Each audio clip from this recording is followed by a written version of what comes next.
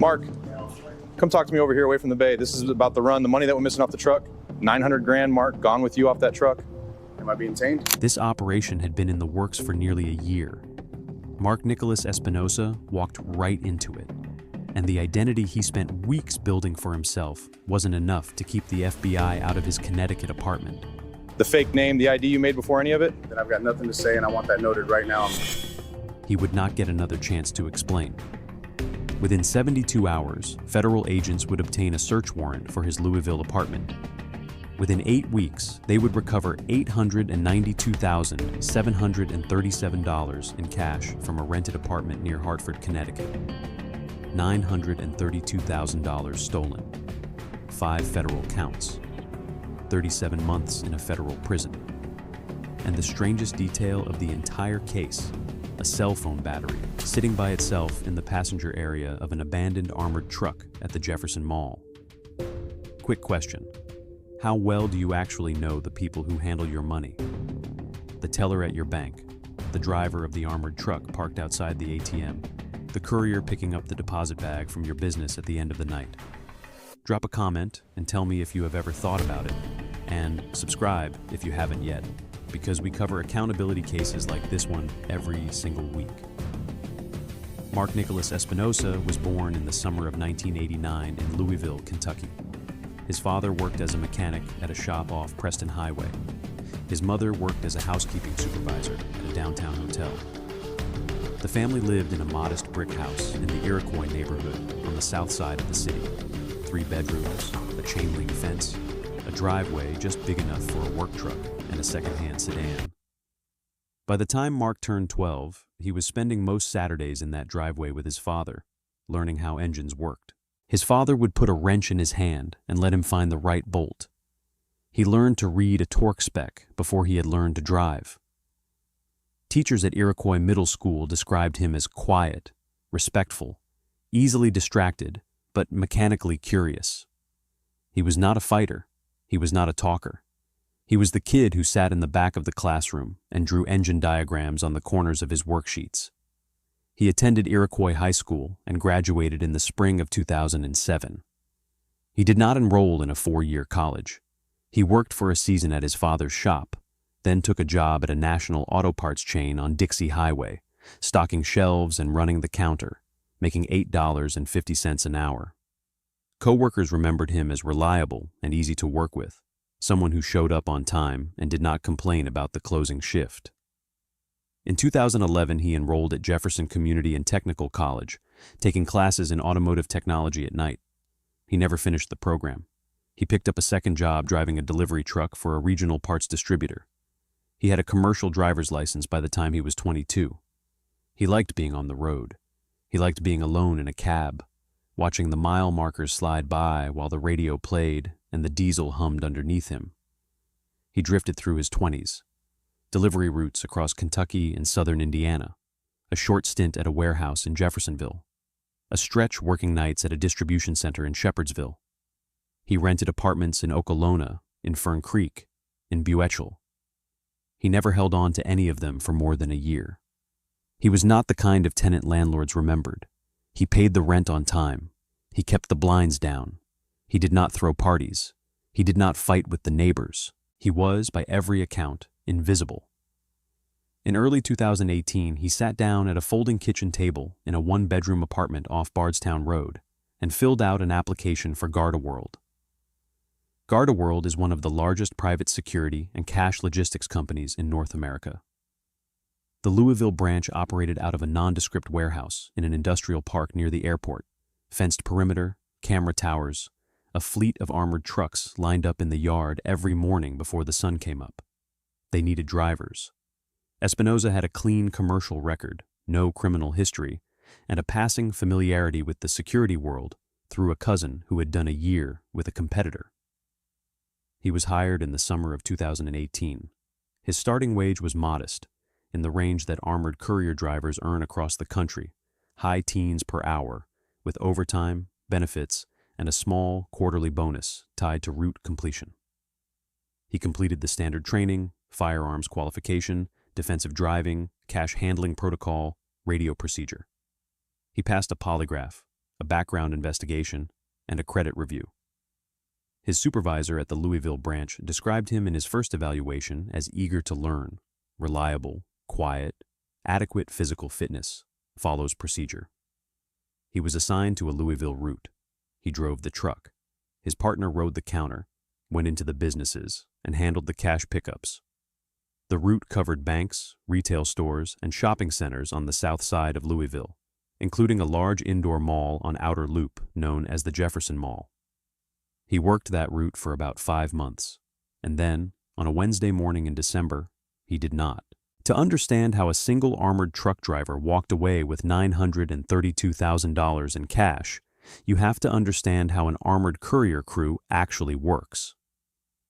GardaWorld operates one of the largest fleets of armored trucks in North America. Every truck is a bullet-resistant vehicle. Steel plate, ballistic glass, reinforced compartments, weight measured in tons. The trucks carry cash between banks, ATMs, retail businesses, and Federal Reserve branches. Every single day, the Louisville branch alone handled tens of millions of dollars in currency across dozens of routes. The standard crew is 2 people, sometimes 3. On a 2-person crew, 1 person drives. The other rides as the courier, sometimes called the messenger or the hopper. The driver stays with the truck at all times. The courier goes into the business, verifies the pickup, signs the paperwork, brings the cash back to the truck, and locks it into the rear vault compartment. The driver never leaves the driver's seat during a stop. The courier is the only crew member who enters a customer's premises. This division exists for a reason. The truck is the vault on wheels. The courier is exposed to the risk of a robbery on the sidewalk or inside the store. The driver's job is to keep the vehicle safe, watch for approaching threats, and be ready to leave. There are radio check-ins. There are GPS trackers on every truck. There are cameras inside every cab. There is a written protocol that governs every second of every stop, from the moment the truck arrives at a customer location to the moment it pulls away. But there is one gap in that protocol, and it is the gap that defined this case. At certain busy locations, especially large shopping malls, the courier will enter through one door and complete pickups at multiple retailers before exiting through a door on the far side of the building. The driver, following instructions, moves the truck around the building to meet the courier at the exit. During that repositioning window, the driver is alone in the truck. The courier is inside the building. Neither can see the other. Neither can quickly reach the other. The radio still works. The GPS still works. But for a period of anywhere from 3 to 8 minutes, the driver is a single point of failure with sole physical custody of everything in the rear vault.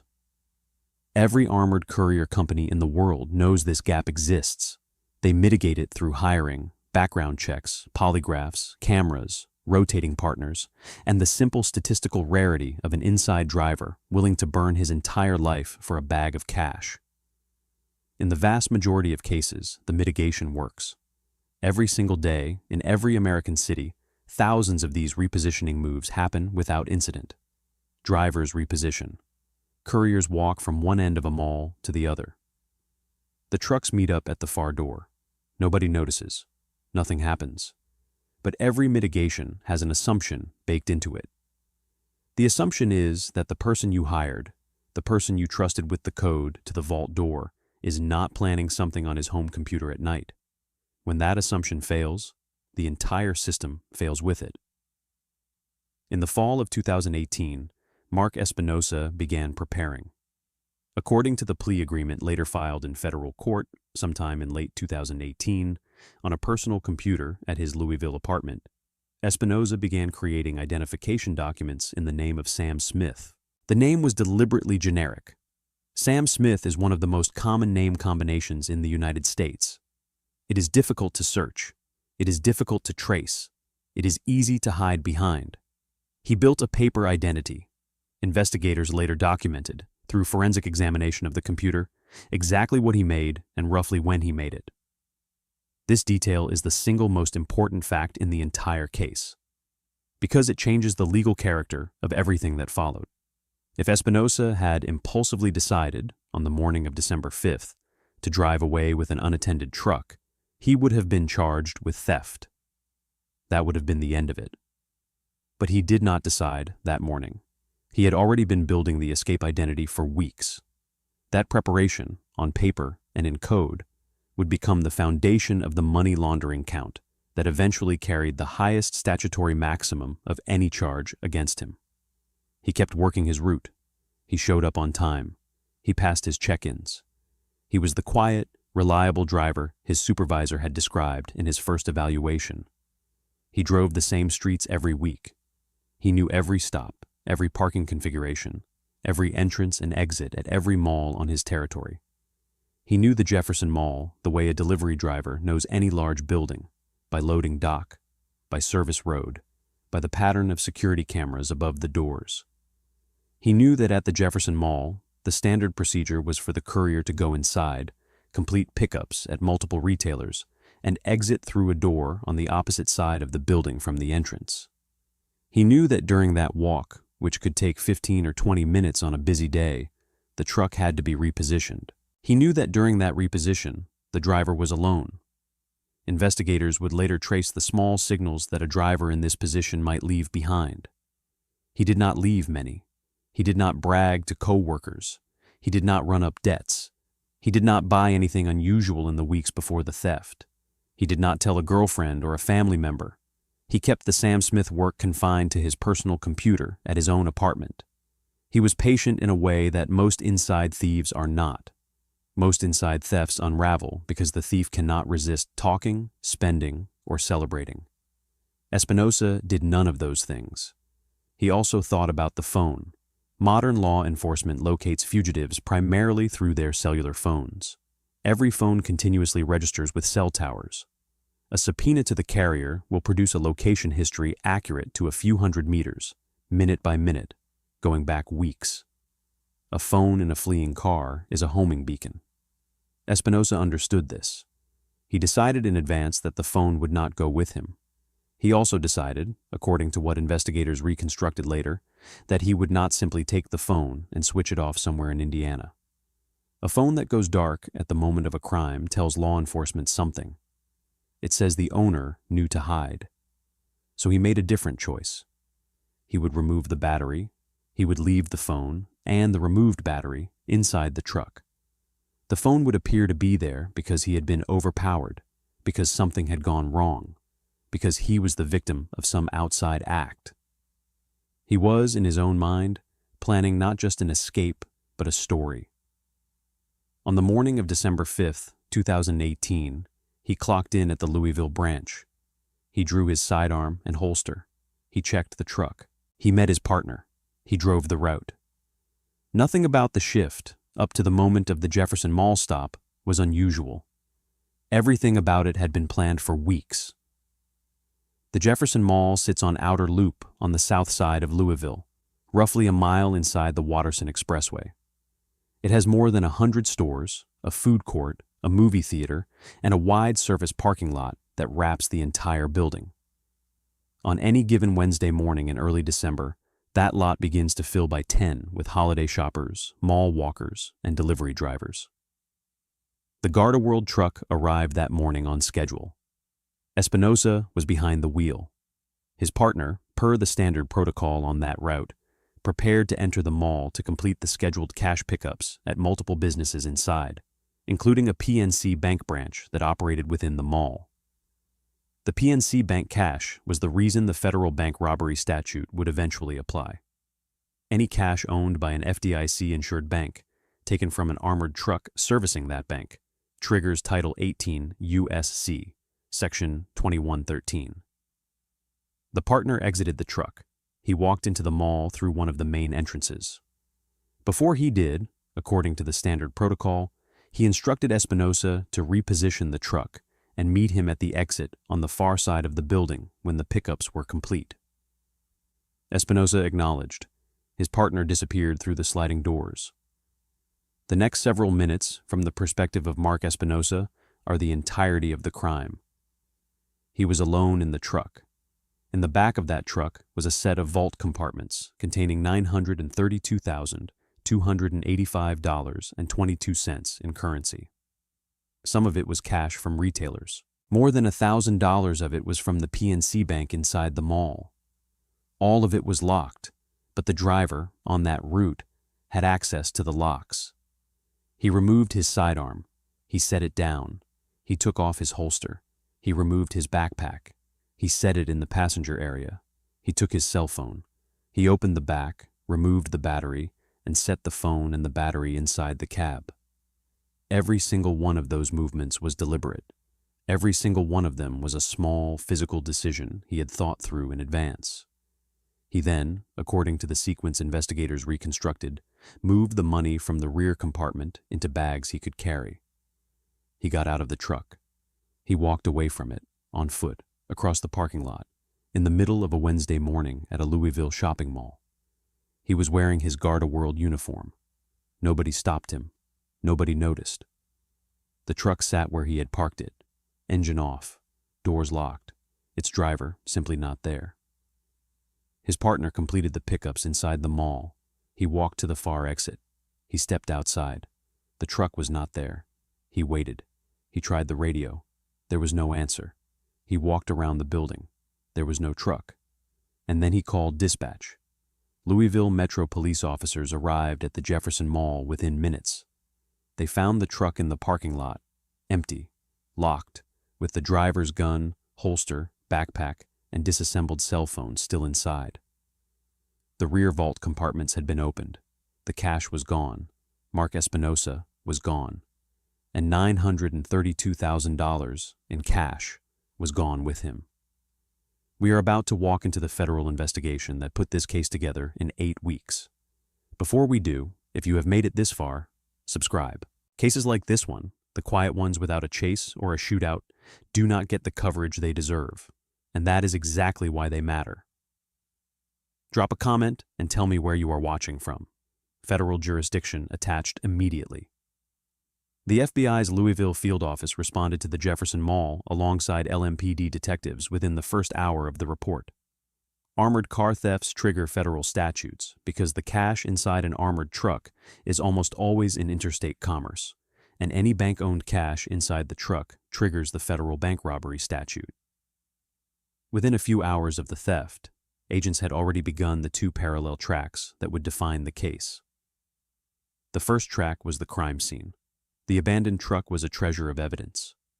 Agents recovered the gun and holster, which established that Espinosa was not overpowered.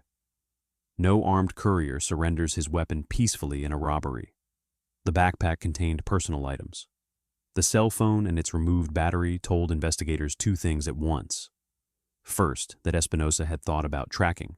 Second, that he was calculating enough to attempt a staged exit. The presence of the removed battery, rather than a functioning phone or no phone at all, was itself a signal to the agents on scene that this was not a random hijacking. This was an inside job by a driver who was planning to run. The second track was Espinosa's digital life. Agents obtained a search warrant for his Louisville apartment within days. Inside the apartment, on his personal computer, they found what investigators later described as the operational core of the case: files, images, and drafts of identification documents in the name of Sam Smith. Metadata on those files established that they had been created before December 5th. That timestamp turned the case from a spontaneous theft into a premeditated laundering scheme. Agents interviewed his partner. They interviewed his co-workers. They interviewed his family. They pulled his financial records. They subpoenaed his cell carrier for tower data from the days and weeks leading up to the theft. They built a timeline. They also, quietly, notified every field office in every state along a plausible flight route. GardaWorld drivers who steal from their own trucks tend to head in one of 2 directions: south toward the border or north into the industrial corridor of the Northeast, where cash purchases and rental apartments are easier to blend into. Espinosa had gone north. He had driven, on the day of the theft, out of Louisville and across the Ohio River. He drove through Ohio. He drove through Pennsylvania. On December 10th, 5 days after the Jefferson Mall theft, he walked into a Chevrolet dealership in Wilkes-Barre, Pennsylvania. He selected a 2018 Chevrolet Malibu. he paid $21,193.28 in cash. He signed the paperwork as Sam Smith. He drove the Malibu off the lot with plates and a title in the Sam Smith name. That transaction would become one of the anchoring pieces of the money laundering count. Buying a car with cash under a false name, using stolen funds, is the textbook definition of a monetary transaction in criminally derived property. Every element of the offense was documented on paper by the dealership, in accordance with federal cash reporting requirements. He kept moving. He crossed into Connecticut. He rented an apartment in Middlesex County, near Hartford. He signed the lease as Sam Smith. On December 21st, 16 days after the theft, he walked into a Citizens Bank branch in Middlesex County and deposited $3,300 into a Citizens Bank account he had opened under the Sam Smith name. Another textbook monetary transaction. Another documented, indelible paper record. He did not touch the bulk of the cash. He kept it inside the apartment, in a bedroom closet, in the same bundles the Louisville branch had entered into inventory on the morning of December 5th.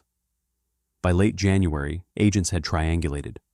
The Wilkes-Barre dealership records had produced the Malibu's plate. The plate had produced traffic and toll data along the corridor into New England. The toll data had produced a Connecticut zip code. Citizens Bank compliance data had produced a Middlesex County branch. The branch had produced an account. The account had produced a mailing address. And a mailing address had produced Sam Smith's apartment. On January 30th, 2019, at approximately mid-morning, FBI agents from the New Haven field office, working with Connecticut State Police and cooperating agents from the Louisville field office, executed a federal arrest warrant at the apartment near Hartford. The knock and announce was standard. The door opened. Espinosa was inside. He did not run. He did not resist. He did not have a weapon within reach. Agents secured him in the small entryway of the apartment, while a second team began the search that the warrant authorized. The exchange, as later reconstructed from the arrest report, was short. FBI Special Agent: Mark Espinosa? Espinosa: You know who I am. FBI Special Agent: You are under arrest on a federal indictment out of the Western District of Kentucky. Do you understand the charges being read to you? Espinosa: I understand. FBI Special Agent: Is there anyone else in the apartment? Espinosa: No. FBI Special Agent: Where is the money? Espinosa: Bedroom closet. I want a lawyer. He said no more. Agents recovered $892,737.89 from that bedroom closet. In currency, in the same bundles the GardaWorld branch in Louisville had entered into inventory on the morning of December 5th. 96% of the stolen cash. Wrapped in the same wrappers. Sitting 8 weeks and 800 miles from where it had started. He was transported to a federal holding facility in Connecticut. He was arraigned in the District of Connecticut. He was removed by federal warrant to the Western District of Kentucky, and he stopped speaking to investigators from that moment forward. In February 2019, a federal grand jury in the Western District of Kentucky returned a 5-count indictment against Mark Nicholas Espinosa, theft from a common carrier under Title 18 U.S.C., Section 659, maximum 10 years. Bank robbery under Title 18 U.S.C., Section 2113, capturing the PNC Bank cash that had been in the armored truck, maximum 10 years. Interstate transportation of stolen money under Title 18 U.S.C., Section 2314, maximum 10 years. Monetary transactions involving stolen money under Title 18 U.S.C., Section 1957, maximum 10 years. Money laundering under Title 18 U.S.C., Section 1956, which carried the highest statutory maximum of the 20 years. United States Attorney Russell Coleman announced the indictment publicly. His statement, delivered from Louisville, framed the case in the same language he used for other federal prosecutions that year. Mr. Espinosa's charged conduct demonstrates the same flawed assumption found in Louisville's violent trigger pullers and narcotics peddlers, that the rule of law simply does not apply to him or them. As in this case, they should expect a wake-up call in 2019. LMPD and the FBI are to be commended for their fine police work here. Espinosa was represented by federal defense counsel out of the Western District. The government's case was, in the language federal prosecutors use privately, overdetermined. There was operational evidence, forensic evidence, financial evidence, dealership evidence, banking evidence, apartment evidence, and 96% of the stolen cash sitting in an FBI evidence locker in bundles the government could trace back to the Louisville branch. A trial was theoretically possible. It was not, in any practical sense, winnable. In September 2019, Espinosa entered a plea of guilty to all 5 counts. The plea agreement included a factual basis that expressly documented the pre-creation of the Sam Smith identification documents on his personal computer, which was the fact that had elevated the case from theft into laundering. The guilty plea also opened the door for the sentencing court to grant a downward adjustment for acceptance of responsibility. In December 2019, in a federal courtroom in Louisville, Espinosa was sentenced. The court imposed 37 months in the custody of the Bureau of Prisons, 2 years of supervised release to follow, and a restitution order in the exact documented amount of the loss, $932,285.22.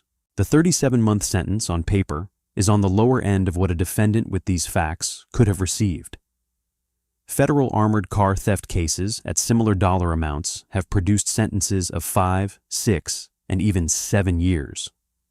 The 2 factors that pulled the sentence down were the near total recovery of the money, roughly 96 cents on every stolen dollar returned within 8 weeks, and the fact that no one had been hurt. Espinosa did not confront his partner. He did not pull a weapon. He walked away from an unattended truck rather than take one by force. The court's remarks at sentencing addressed both sides of the case. The court acknowledged that Espinosa had cooperated by pleading, that the recovery of the money had spared the victim companies and the banks a significantly larger loss, and that he had no prior criminal record. The court also observed, in plain terms, that the theft had been planned in advance, that the false identity had been built for weeks before the crime, and that the operational sophistication of the escape, the removed battery, the interstate flight, the cash car purchase, the false name deposit, distinguished this case from a simple lapse of judgment.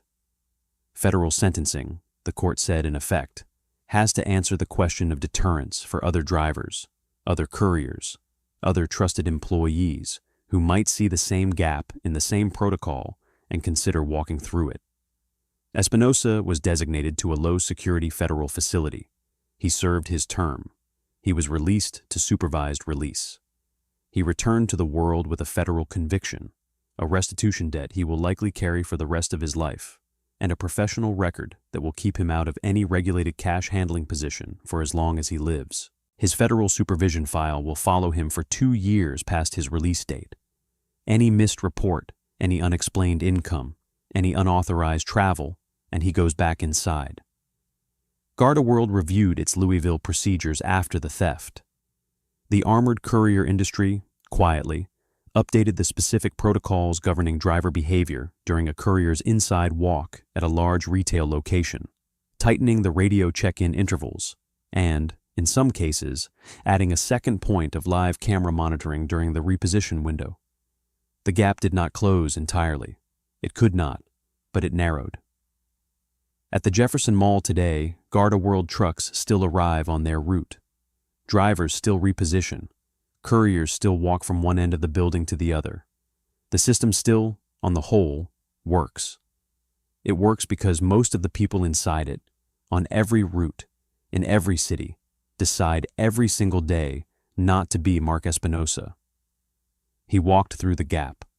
Almost every other driver, every other week, chooses not to. This case was quiet, but the case on the right-hand side of your screen is louder and worse in every way that matters. Click it now.